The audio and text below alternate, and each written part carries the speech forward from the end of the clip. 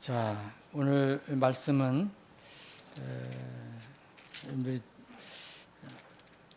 대역성경, 근본역 한영 대역성경 가지고 계신다면 1401쪽입니다. 요나서 4장입니다.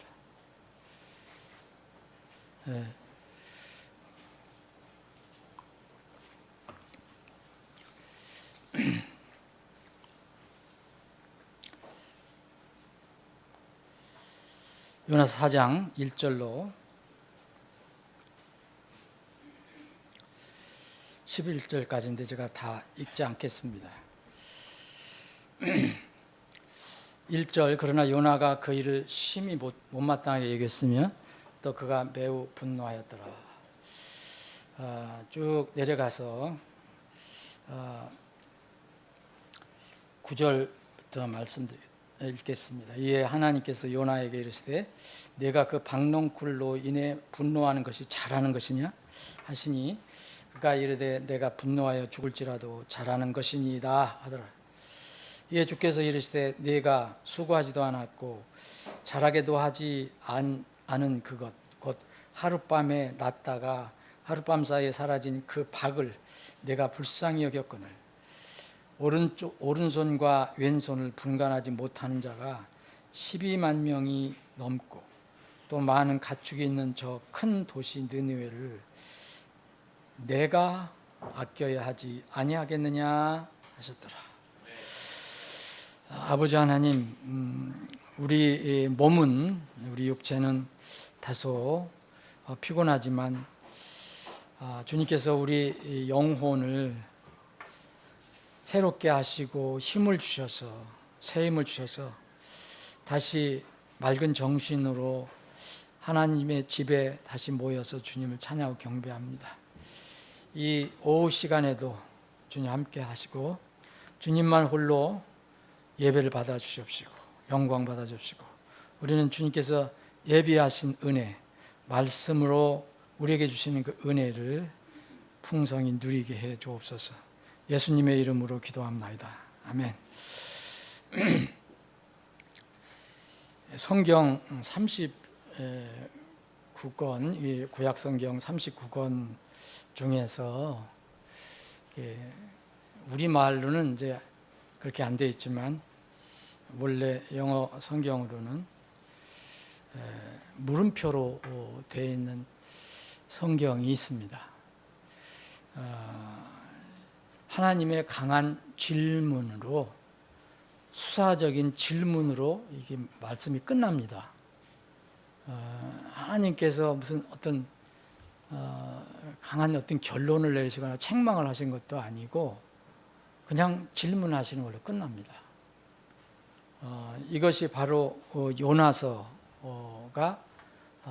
그렇게 끝납니다. 또 하나는 같은 주제, 같은 기도의 대상인 니느웨에 관련돼서 이렇게 말씀하신 이 나훔, 이 다음 미가 다음에 나훔이라고 있잖아요. 이 나훔 이 성경도 그러면 이 물음표로 끝납니다. 이 두 성경은 대상이 니느웨입니다. 이방인 도시 니느웨. 이 요나서는, 앞에 배치된 요나서는 이 니느웨에 죽어가로 멸망되어 가는 니느웨를 살리는 전도의 선교에 관해서 얘기를 하고 있습니다. 선교에 관해서. 나훔은 이제 한번 살아났던 니느웨가 마지막 심판받는 그런 내용이 기록이 되어 있습니다. 이 요나서는 종종 이게 전도 선교의 주제로 많이 인용하고 또 나누는 말씀입니다. 근데 저는 오늘 그 주제로 말씀드리려는 게 아니고 하나님의 그 거룩한 속성과 이에 대비되는 우리 인간의 그 타락한 본성, 여전히 남아있는 본성, 그거를 대비하는 그런 주제로 말씀을 드리겠습니다. 하나님의 종이었습니다. 요나는 하나님의 사명을 받고 지시를 받고 명령을 받고 이 멸망해 가는 이 니느웨에 가서 하나님의 말씀을 선포해라. 그래서 그들이 회개하면 살아날 것이고, 근데 그 명령을 받은 이 요나지만 우리가 읽은 이 4장을 보면 하나님과 정면 어떤 대항하는 모습을 보입니다.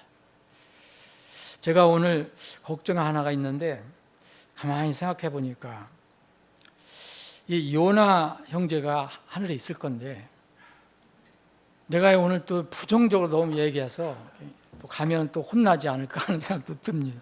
근데 사실 요나는 저는 많은 해석서에서 얘기하는 것처럼 단순하게 전도 선교에 이렇게 쓰임 받았는데 나중에 이렇게 됐다, 이런 정도로는 저는 요나서를 읽지 못하겠더라고요. 특히 이 4장은 요나라는 이 하나님의 종 사역자는 우리 인간의 그 본성의 그 모습을 그대로 생생하게 드러낸 사람이다라는 생각을 해보았습니다. 하나님의 종이지만 왜 하나님께서 명령하신 대로 하나님 뜻에 따라서 하지 않고 끝내 자기의 본성에 따라서 이렇게 하는가?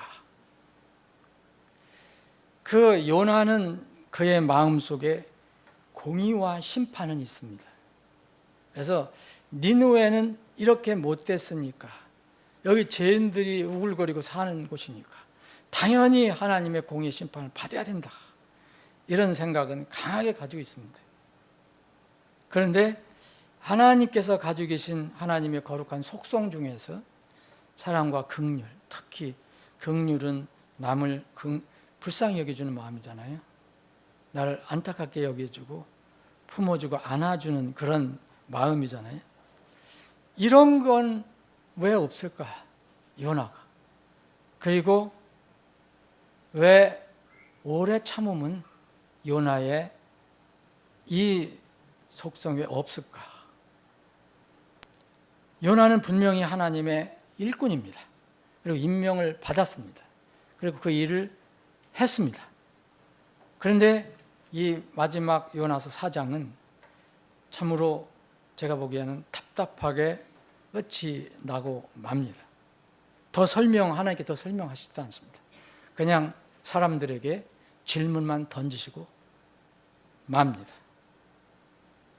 내가 아껴야 하지 아니하겠느냐, 이게 전부입니다. 우리말은 할 수 없이 하셨다라고 붙였지만 원래 그 말은 없죠. 그런데 하나님의 이 마음을 대비해 주십니다. 자, 1절에는 요나가 그 일을 심히 못마땅히 여겼다고 그랬어요. 이 3장까지 읽어보셔야 됩니다. 3장에 하나님께서 요나를 통해서 복음을 선포하게 하시고 그 니느웨 사람들이 회개해서 살아나는 내용이 기록이 되어 있습니다. 3장에 보면 그 심판을 이제 면하는 그런 내용이 기록이 되어 있습니다. 그런데 이 일이 심히 못마땅해졌어요. 요나는 당연히 심판받아야 할 사람들인데 하나님께서 저것을 면제해 주셨다니, 용서해 주셨다니, 그래서 매우 분노했다고 기록이 되어 있습니다. 그냥 불만한 것도 아닙니다. 매우 분노했습니다. 이 요나는 공의와 심판은 있습니다. 그런 개념은 있습니다. 그런데 하나님의 그 품성은 지금 가지고 있지 못합니다. 니느웨 사람들이 요나의 아가가 선포한 말씀을 듣고 전부 왕이야 모든 국민들이, 심지어는 그 나라에 있는 동물들, 가축들까지도 먹이도 안 주면서 사람들도 다 굶어가면서 금식. 그때 당시 금식이라는 것은 진정한 마음으로 하나님께 엎드려 회개한다는 뜻이 들어가 있습니다. 이제 그 유대인 그 종교인들이 금식을 이제 형식화했죠. 우선적인 금식으로 만들었지만 이때 구약에 있는 금식은 바로 그런 금식. 특히 이 이방인 그 이교도 그런 나라였지만 요나가 주의 말씀대로 여기 3장 3절에 보면 이 니느웨로 갔잖아요. 이 니느웨가 얼마나 큰 도시냐면 그때 장정길로다가 사흘길을 돌아다녀도 다 못 따라다녀요. 걸어서 사흘길을 계속 돌아다녀도 그렇게 못 따라다녀요. 다 그렇게 큰 심히 도시라고 했습니다. 그래서 요나가 하루 길을 다니면서 외쳤습니다. 이 40일이 지나면 멸망한다. 40일이 지나면 멸망한다. 그런데 이 요나는 여기서 너희들 회개하라. 하나님이 너희들 긍휼히 여기신다. 이런 말 하지 않습니다. 그냥 이 하나님의 계획을 받아서 여기에 이 도시는 멸망한다. 40이 지나면. 그랬더니 이 말을 듣는 니느웨는 이제 그 말씀을 듣고 그 니느웨 모든 나라가 이 요나가 선포한 그 하나님과 그 하나님 말씀을 믿고 전부 금식을 하게 됩니다. 5절 있습니다. 심지어는 어른이나 아이나 전부 베옷을 입고 심지어는 왕도 그렇게 하고 또 여기 7절 8절 보면은 심지어는 사람뿐만 아닙니다. 짐승이나 가축대나 양떼나 이 8절에 보면 사람과 짐승까지 사람들이 짐승에게 베옷을 입혀가지고 이렇게 전부 중하게 무릎 꿇고 나가요. 짐승들이 뭘 알겠어요. 근데 이 사람들, 이 니느웨 사람들이 그렇게 하나님께 간절하게 무릎 꿇고 하나님의 그 긍휼을 구한 거죠. 그래서 그 사람들이 전부 스스로 얘기합니다. 너희들 각자 자기 악한 길과 자기 손의 폭력에서 돌아서라. 하나님의 심판이 임했다. 그러면서 여기 9절에 보면 이렇게 얘기합니다. 이들이 혹시 우리를 심판하시겠다고 하는 하나님께서 돌이키실지 이분의 분노를 거두실지 모른다. 그러니까 우리가 멸망하지 않을지 어떻게 알 수 있냐. 우리가 혹시 멸망 안 될 수도 있다. 그거를 붙잡고 간절하게 금식하며 베옷을 입고 전부 하나님 앞에 엎드렸습니다. 그랬더니 10절에는 간단히 얘기하거든요. 하나님께서 그들이 행한 일 보였어요. 이 거짓으로 한 게 아니고 진심으로 했다는 것을 알죠. 이 순간만은 진심이었어요. 나중에 니느웨가 다시 이렇게 죄를 범하고 또 타락해서 마지막에 멸망됩니다. 근데 이 시간에는 하나님께서 그들이 행한 것이 진실이라는 거 다 아시고 악한 길에서 또 돌이킨 것을 아시고 보시고 하나님께서 그들에게 행하시겠다고 말씀하셨던 그 재앙에서 돌이키셨다. 하나님께서 돌이키셨다는 거예요. 계획을 집행하지 않으시고 그래서 그분께서 그걸 행하지 아니하셨더라. 이걸 보고 요나가 심히 못마땅한 겁니다. 그래서 분노까지 했다고 그랬습니다. 1절에 보면 여기서부터 이제 요나와 하나님과 대화, 요나는 하나님께 기도하는 거죠. 이게 계속됩니다. 그것으로 끝이 납니다. 이에 그가 주께 기도하여 이르되 오 주여 간과하오니 아직 내가 내 나라에 있을 때 내 말이 이러하지 아니하였나이까? 그러므로 내가 먼저 다시서 도망하였나이다. 여러분 1장 읽어보시면 하나님께서 이 요나에게 이 니느웨를 가서 너 말씀을 전해라 그랬어요. 외쳐라. 너희들 이 사악함이 이 죄가 하나님 앞에 내 앞에 이게 이르렀다. 그럼 뭐예요? 심판이잖아요. 그래서 이것을 전해라 했더니 이 요나는 여기 1장 보시면 이제 거꾸로 반대 방향으로 갑니다. 이쪽에 사실 니느웨는 이스라엘 여기 있으면 이쪽에 있거든요. 북동쪽에. 그런데 여기는 이 다시스로 가면 이 반대쪽이에요. 저쪽 바다 건너서 가야 돼요. 여기 또 가려면 욥바라는 데로 내려가야 돼요. 항구로. 반대로 간 거예요. 하나님이 일리 가라? 일리 가는 겁니다. 그 내용입니다. 1절이. 다시스로 도망하려고 갔잖아요.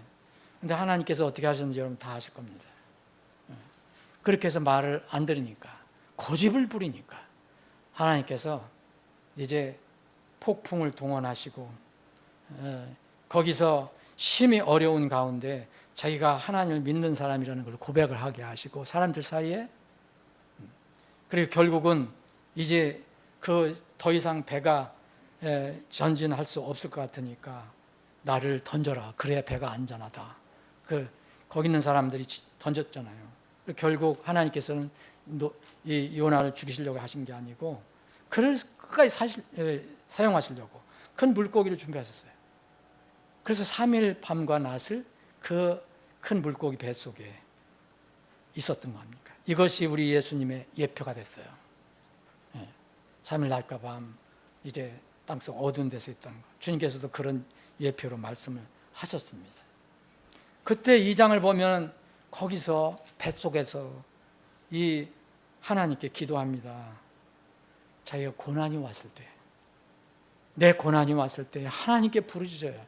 이건 남을 위한 기도가 아니었습니다. 자기 자신에게 떨어진 고난으로 인해서 엄청 부르짖습니다. 2장 2절에 보면, 그래서 이제 하나님께서 자기를 건져 주셨다는 것을 고백을 합니다. 물고기가 그를 토해내죠. 육지에 토해냅니다. 살려주셨습니다. 그래서 살아난 요나에게 두 번째 하나님께서 명령을 준 거예요. 너 내가 가라고 했던 이 니느웨로 다시 가라. 그래서 3장 1절에 보면 주의 말씀이 두 번째 이렇게 나옵니다. 요나에게 임했다. 그래서 이렇게 하라. 그러니까 해서 선포했더니 여기 있는 사람들이 이렇게 해서 하나님께 완전히 무릎을 꿇고 회개해서 하나님께서 그들을 긍휼히 여겨 주셔서 그 엄청난 죄를 회개했기 때문에 악한 길에 돌이키신 것을 보고 거기를 살려주셨습니다. 이 사실이 요나를 완전히 분노하게 만들었습니다. 왜 분노했습니까? 아니 어찌 저 니느웨 사람 같은 사람들을 살려주셨어요? 하나님이 왜 이런 사람들을 살려주셨어요? 그래서 하나님과 이제 1대1로 어떤 대항은 아니지만 어떤 하나님께 기도합니다. 2절에 보면 오 주여 간과하오니 아직 내가 내 나라에 있을 때 내 말이 이러하지 아니하나이까. 자기가 다시스로 도망하려고 시도했던 것을 합리화합니다. 내가 가서 전해야 그 심판하신다고 그러는 거 또 미루어질 거 아닙니까? 내가 내 나라에 있을 때 이런 말 하지 않았습니까? 그래서 내가 뻔히 하나님이 어떤 분인지 알고 그래서 나는 다시로 도망간 겁니다. 자기가 합리화합니다. 그러죠? 그러므로 내가 먼저 다시로 도망하였나이다. 그러면서 어떻게 이 요나는 말하냐면 이유를 얘기합니다. 이게 이유가 참 묘한 이유입니다. 이는 주께서 은혜로우시고 긍휼이 많으시며 분노하기를 더디하시고 큰 친절을 베푸사 재앙에서 돌이키시는 하나님이신 줄을 내가 알았기 때문이다.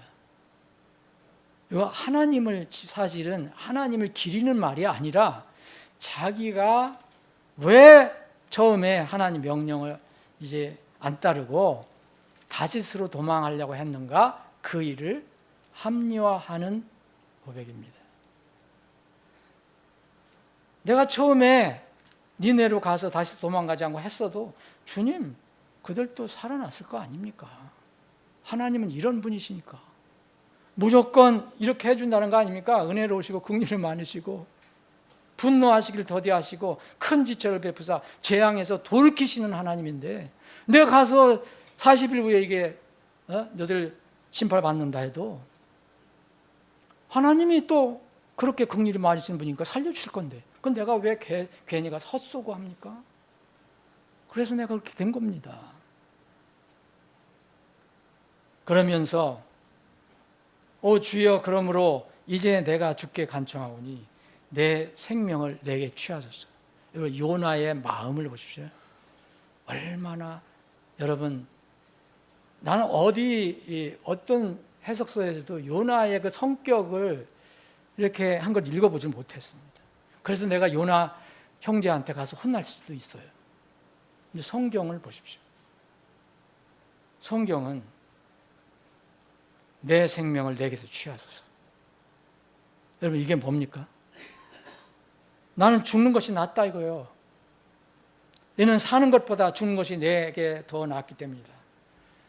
그 고레배 속에 떨어졌을 때, 그 흑암 속에 떨어졌을 때는 하나님께 기도하던 사람이 이제는 하나님과 대항을 합니다. 차라리 나를 죽여주십시오. 왜 죽을 이유가 뭐가 있습니까 지금? 자기가 거기 가서 무슨 그 사람들하고 다투는 것도 아니고. 그러면서 주님께서 이야기하십니다. 네가 분노하는 것이 잘하는 것이냐 하시더라고요. 참 이런 거 보면 하나님이 또 어떤 굉장히 자상하시고 오래 참으시는 그런 하나님이실 또 볼 수 있습니다. 이에 요나가 그 도시 밖으로 나가서 그 도시의 동쪽 편에 앉아서, 자, 네가 잘하는 것이요? 내가 그 백성들이 회개해서 왕으로부터 모든 어린아이까지 다 하나님 이 말씀을 듣고 하나님을 믿고 회개해서 내가 그들에게 계획했던 것을 이제 미루고 집행하지 않았는데, 그게 너는 그렇게 억울하고 분노하는 일이냐? 그들이 죽지 않은 게 그렇게 너는 원통하냐? 이런 얘기잖아요. 자기는 분노한다 그랬으니까, 심히 못마땅히 어긴다고 했으니까. 그러면서 내가 차라리 죽는 게 낫다. 저런 사람들이 살았는데 내가 살아서 뭐하냐? 그거 네가 분노하는 거 잘하는 것이냐? 그러니까 대답을 안 합니다, 요나는. 그래서 뭐하면 요나가 그 도시 밖으로 나가요. 나가서 그 도시의 동쪽 편에 앉아서, 자, 그 좀 떨어진 데서 올라가서 앉아서 자기를 위해 초막을 만드는 이유가 뭐냐면, 도대체 저 도시가 어떻게 될 것인가 좀 구경하겠다는 거예요. 지켜보겠다는 거예요. 어떻게 되는지 보고자 하여 그 밑에 그늘에 앉았더라 그랬어요. 자, 여기에 초막을 만들어 놓고 그 그늘 밑에 앉았습니다. 그런데 주님께서 박 있잖아요. 여러분, 박 아시죠? 요새 우리 어린 친구들은 모를 수 있어요. 요새는 시골 가야지 알 수 있어요. 박농쿨 있어요. 박농쿨. 박을 이제 길려면 그 담장이라든지 이런 데다가 이게 박을 심으면 쭉 타고 올라가죠. 심지어는 그 초가 지붕까지 올라갑니다. 담. 그럼 그게 아주 커지면 거기에 그늘이 생겨요. 그래서 하나님께서는 박 하나를 준비하셔서 그걸 자라게 해서 요나가 있는 위에다가 그걸 덮어 씌우게 하셨다는 거죠. 올라가게 하셨으니, 요나 위에 올라가게 하셨으니 그것이 그의 머리 위에 그늘이 되어 그를 고통에서 건지고자 하심이었더라. 하나님은 미리 아시고, 얘 분명히 초막 짓고 있지만 이거 낮에 되면 뜨거우면 이게 힘들 거야. 그래서 하나님께서는 요나를 위해서 거기에다가 이 박을 벌써 키워서 박을 덮어 씌웁니다. 박농쿨을. 그럼 서늘한 그늘이 져요. 하나님께서 그렇게 하셨다고 나옵니다. 그랬더니 요나가 어떻게 됐습니까? 마침 뜨겁고 힘들 때인데 그 박넝쿨을 심히 기뻐했더라 했잖아요. 요나의 이 마음, 이 본성을 아십니까? 여러분, 저도 마찬가지입니다. 저는 이 글을, 이 말씀을 읽으면서 내가 요나가 아닌가. 내 본성도 요나와 뭐가 다를까? 응? 금방 불평하다가 금방 나한테 좋은 게 하나 있으니까 너무 좋아하는 거예요. 그 박넝쿨 하나. 그런데 하나님께서 이 요나를 가르치시려고 하루는 그렇게 지내게 하시고 그 다음 날 아침이 되었을 때에 벌레 한 마리를 이제 투입하십니다. 벌레 한 마리가 그 박을 갉아먹으니까 이제 물이 안 올라가잖아요. 시들어요. 근데 잎이 없어져 버려요. 자, 그것이 박을 쳐서 벌레 한 마리 준비하셨더니 그것이 박을 쳐서 시들게 했더라. 그리고 또 이제는 하나님께서 더 강한 햇빛을 내리쬐십니다. 또 일어났으니 곧 해가 뜰 때에 하나님께서 뜨거운 동풍을 준비하셨다 그랬어요.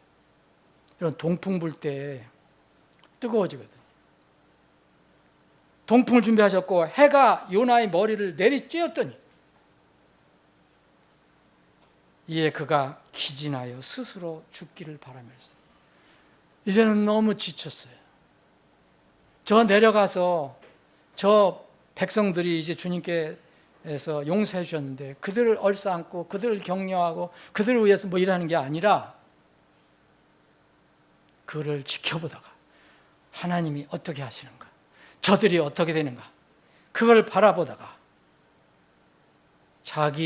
그들은 어떻게 되든 간에 자기 위에 해가 뜨겁게 떠올렸어요. 내리쬐어 갖고서 자기가 기진하고 목마르고 죽을 지경이 됐어요. 그래서 얘기합니다. 내가 죽는 것이 더 낫겠다. 이렇게 쉽게 죽는다는 얘기를 2번이나 합니다. 여러분, 죽는다는 것을 얘기할 때 뭡니까? 아주 중요하고 심각한 인생의 문제입니까?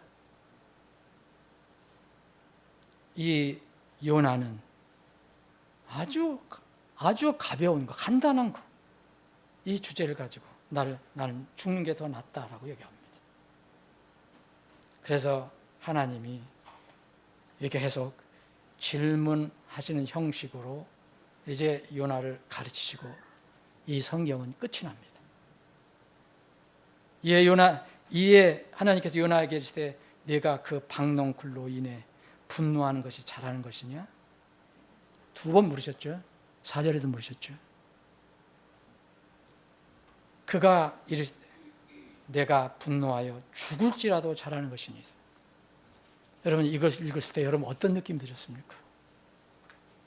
이야, 인생의 그 타락한 본성은 엄청 무섭다. 여러분 혹시 요나니까 특별히 그 사람 그러니까 그럴 겁니다. 여러분 장담하지 마십시오. 우리 다 본성 가지고 있어요. 어쩌면 이렇게 얘기합니까? 내가 분노하여 죽을지라도 잘한다 그랬어요. 자기의 기준은 영원합니다. 이 하나님의 일꾼으로 쓰임 받았으면서도 요나는 니느웨는 반드시 하나님의 심판과 공의를 받아 죽어야 한다. 이게 그의 기준이에요. 그가 정한 기준이에요. 이건 하나님이 정하신 기준이 아니거든요. 회개하면 하나님이 긍휼이 많은 하나님은 살려주시는 분입니다. 그런데 이미 그 니느웨가 너무 믿고 너무 악한 일을 많이 한다 해서 자기는 그 사람들은 절대 죽어야 한다고 믿는 사람입니다. 그래서 내가 분노해서 죽을지라도 내가 잘하는 겁니다 라고 하나님께 얘기합니다. 우리가 하나님 앞에서 잘하는 것이 뭐 있습니까? 우리의 허물을 찾으면 엄청나게 찾을 수 있을 것입니다. 사실 어떤 때는 숨 쉬는 거 빼고 말하는 것부터 무슨 행하는 모든 것 허물을 찾으면 끝도 없습니다. 이에 주께서 이르시되 네가 수고하지도 않았고 잘하게 하지도 않은 그것, 만약 이 요나가 자기가 자기 위에 이제 그늘막을 만들기 위해서 이 도시를 잘 지켜보기 위해서 저렇게 어떻게 되는가 지켜보기 위해서 바라봐야 하는 그 장소에 이 그늘막을 설치하기 위해서 자기가 박을 심어서 넝쿨을 올려서 이렇게 했다면 그것도 모르겠어요. 그런데 하나님 말씀하십니다. 네가 수고하지도 않았지, 네가 잘하게 하지도 않았지. 그것 곧 하룻밤에 났다가 하룻밤 사이에 사라진 그 박을 내가 불쌍히 여겼거늘 그래요. 여러분, 여기에 보면은 불쌍히 여겼다는 말은 없습니다. 요나가 그 전에는. 그런데 보십시오. 6절에 보면 이제 그 고통에서 주 하나님께서 박 하나를 준비해서 그것이 요나 위에 올라가게 했으니 이것은 그것이 그의 머리 위에 그늘이 되어 그를 고통에서 건지고자 하심이었더라. 이게 하나님의 긍휼이에요. 여러분, 하나님께서 여러분들에게 베푸시는 긍휼, 그 사랑 정말 엄청 많은데도 매일매일 우리가 이렇게 살아가니까 그냥 당연한 것처럼 살아가는 거예요. 이에 요나가 그 박넝쿨을 심히 기뻐했다 그랬잖아요. 심히 기뻐했다는 게 뭡니까? 그 박넝쿨이 내가 계속 내 위에 박넝쿨이 있어야 된다. 내가 이 떼약빛에서 이기려면, 떼약빛에서 견디려면. 그래서 박넝쿨 심히 기뻐했다. 그럼 하나님께서 뭐라 했어요? 여기서는 그 박을 내가 불쌍히 여겼다 그랬잖아요. 그 박에 대해서도, 그 박넝쿨에 대해서도 이런 마음을 쓰던 사람, 요나. 그 생명도 없는 박넝쿨, 하룻밤에 사라질 박넝쿨, 이거에 대해서도 그렇게 긍휼히 여기는 마음, 불쌍히 여기는 마음 갖고 기뻐했다고 했는데 어찌 박과 비교할 수 없는, 도저히 비교할 수 없는 이 혼들, 수많은 혼들, 오른손 왼손을 분간하지 못하는 자가 12만 명이나 되고 엄청난 도시입니다. 이 도시는 당시로는. 또 사람뿐만 아니라 하나님 뭐라 하십니까? 또 많은 가축이 있는 저 큰 도시 니느웨를 내가 그럼 어떻게 해야 되겠냐? 나 하나님이 그거 당연히 아껴야 하지 않겠느냐? 너는 박넝쿨 하나만 가지고도 그렇게 나에게 박넝쿨이 유리할 때는, 유익을 줄 때는 그렇게 박넝쿨을 생각하고 그것이 좋다고 하고 기뻐하고 하던 거지. 그 박넝쿨 하룻밤 사이에 내가 없애버리니까 너는 내가 분노하여 죽을지라도 내가 잘하는 것이다. 네가 박은 그렇게 불쌍히 여겼는데 어찌 이 수많은 사람들의 혼은 불쌍히 여기지 않느냐. 이 말씀으로, 질문으로 이 성경 끝납니다. 요나가 이대로 어떻게 됐는지 성경은 전혀 기록하고 있지 않아요. 아무도 몰라요. 하나님의 일꾼을 하나님께서 임무를 받았기 때문에 하나님께서 구원받은 사람을 이제 사명을 주셨다는 그런 것을 우리가 근거로 하면 요나는 우리가 하늘에서 만날 겁니다. 그 뒤 소식을 거기 가서 들을 수 있겠죠. 근데 우리는 모릅니다. 그런데 이 요나서를 우리에게 왜 주셨습니까? 요나서 선교, 전도 주제 좋습니다. 선교 전도 주제 좋습니다.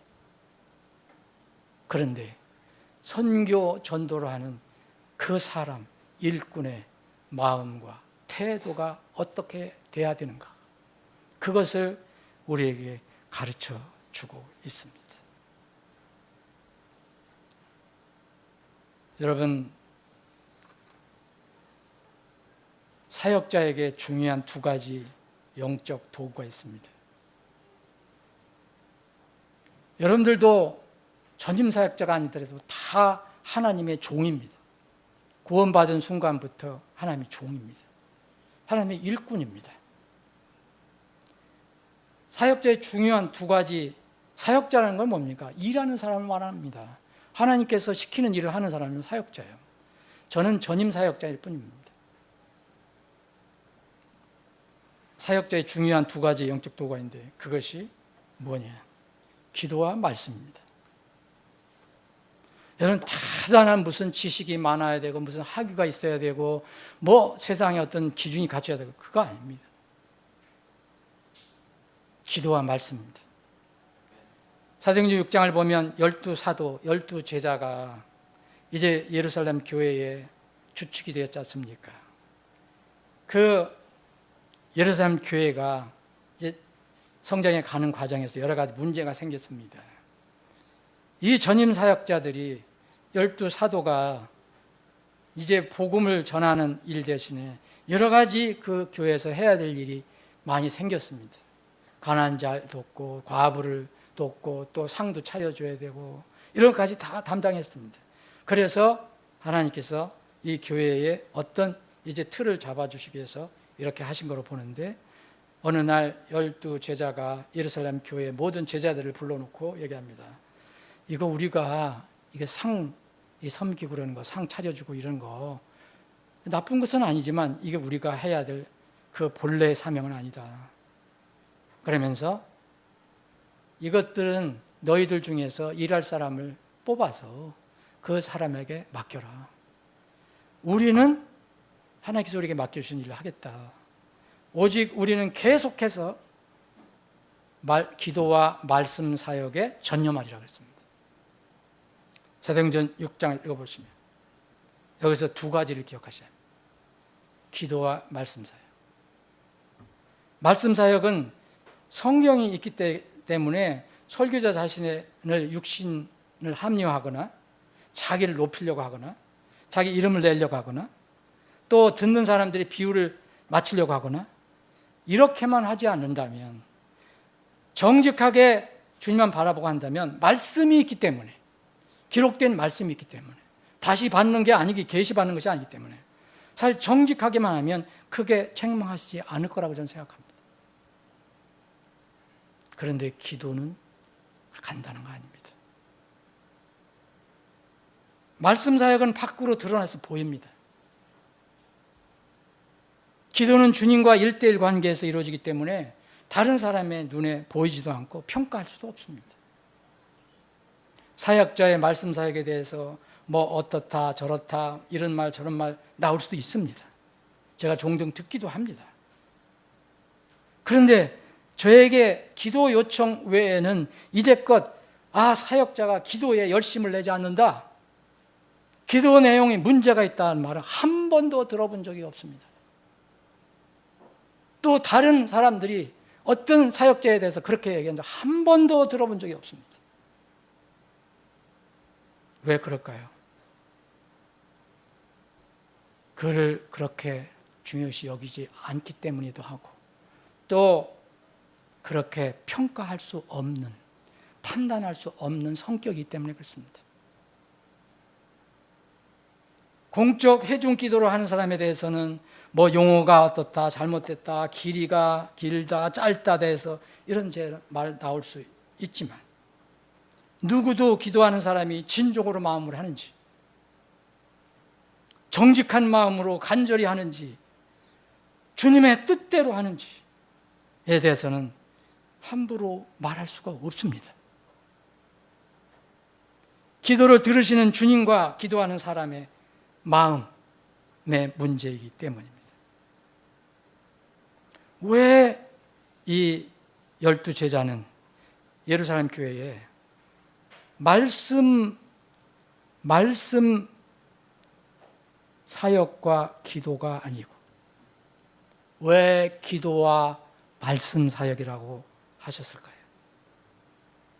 이것은 필수입니다. 말씀 사역을 하기 전에는 반드시 기도가 앞서야 합니다. 당연히 말씀 사역하면 기도가 뒷받침이 또 되어야 합니다. 이거 없는 것은 단순한 지식으로 끝나고 맙니다. 지식은 우쭐하게 하나 사랑은 세워준다고 했습니다.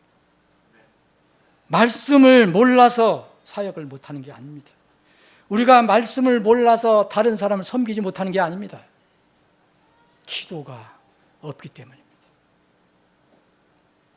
기도는 뭡니까?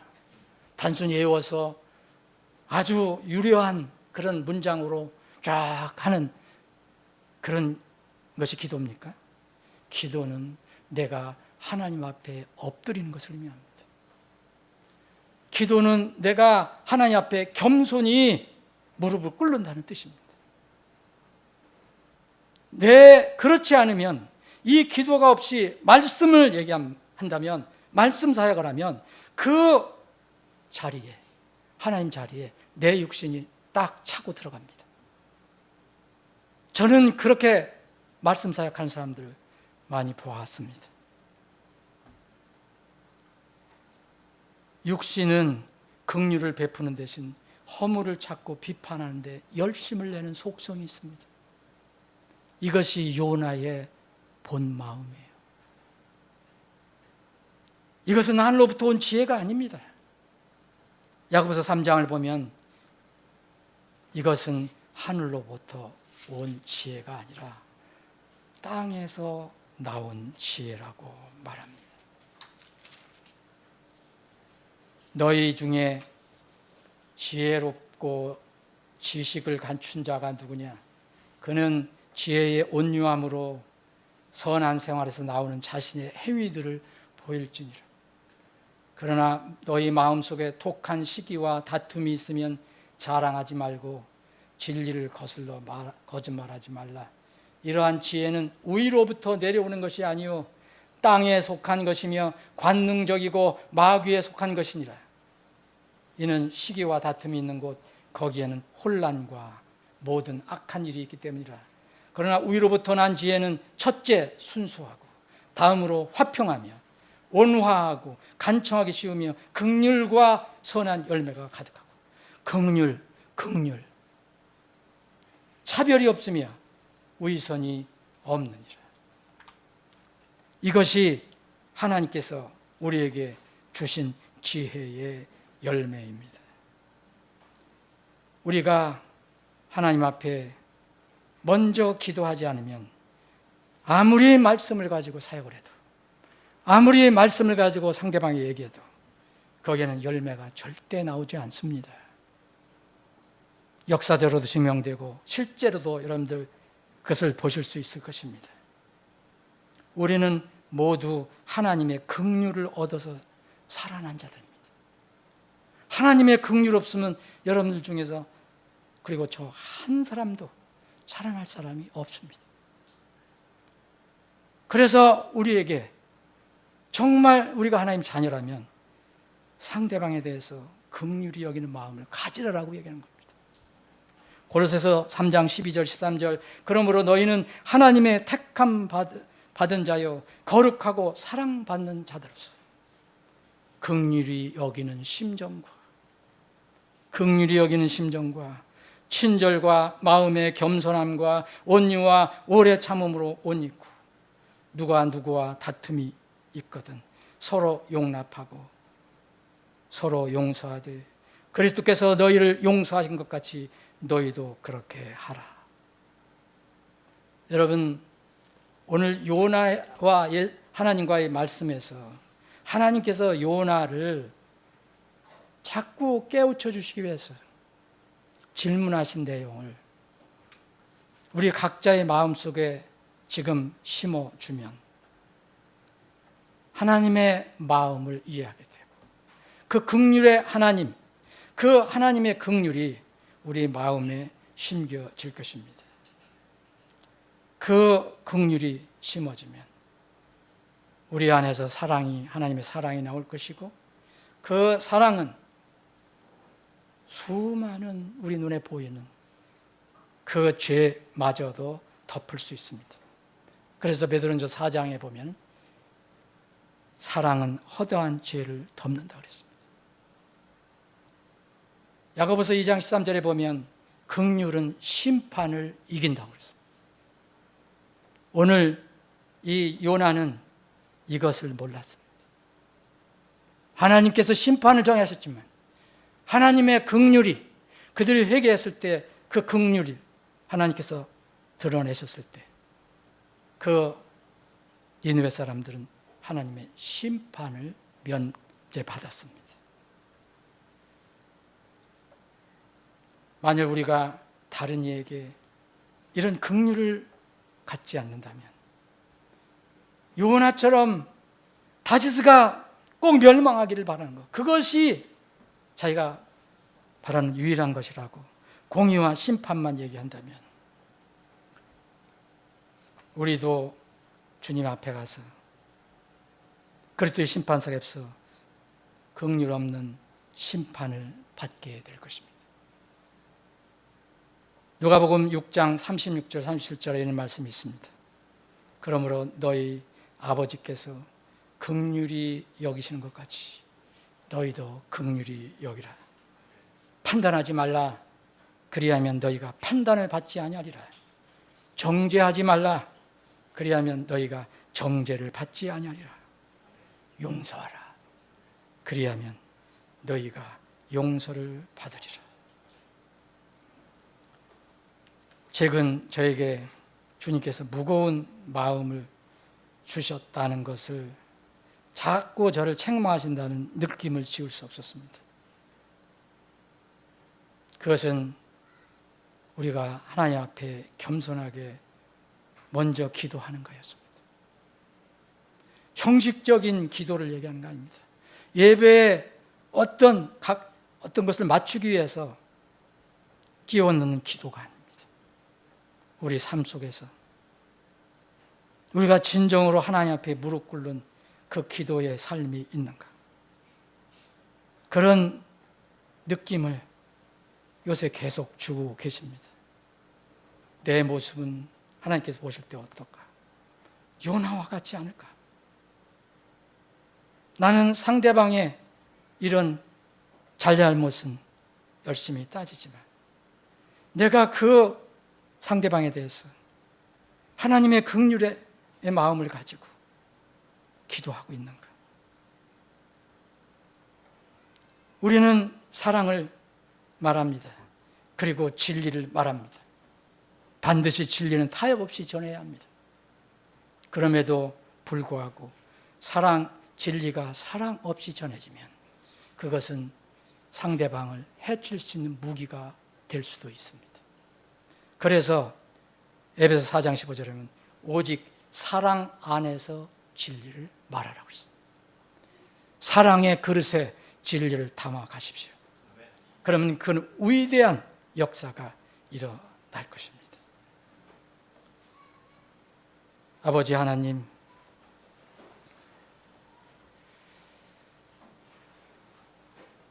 우리를 구원해 주신 것 정말 감사합니다.